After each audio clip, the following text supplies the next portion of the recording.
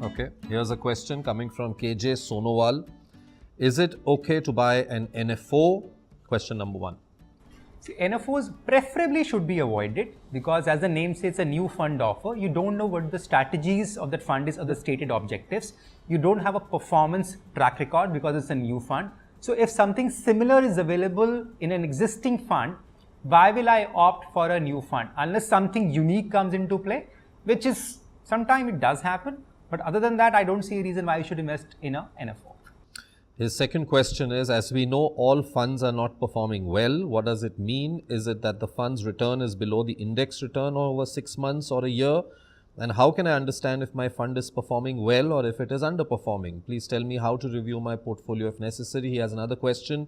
If the size of the fund is growing or getting bigger, then how does it affect the performance? In that case, should I leave the fund or stick to it? See, let's talk about what happens if the funds are not performing well. Last 6 months, 1 year, markets have not done well. If you look at this year to date, from January to now, markets have not done well. Mid caps have really taken the brunt and they've corrected a lot, but they also have gained a lot of momentum and returns over the last calendar year. So these are phases of markets. If the markets were very, very simple returns and you could predict the movement of the market like a fixed income, then why an investor will not come into this asset class which has the potential to generate a return of inflation plus your GDP growth, which means you can outperform your inflation. Just because you cannot predict this asset class in the short term space, you have to look at an allocation strategy.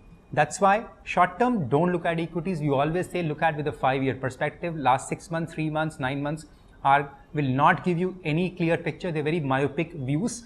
Do look at long term, and from a performance review, do look at their benchmark comparison more than the peer comparison, because in a peer comparison, the risk could be much higher or could be much lower, which could change the asset class's performance. So best benchmark is to look at its own benchmark objective, and that will give you a true idea how the funds have fared over a long period of time. Again, do look at long term as a performance review. Don't look at the last 3 months and then decide whether I want to add or exit the fund.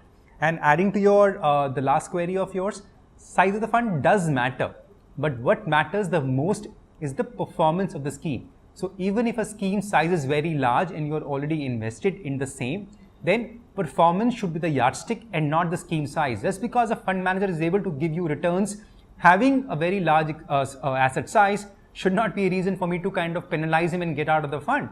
Performance, that's the criteria you should look at.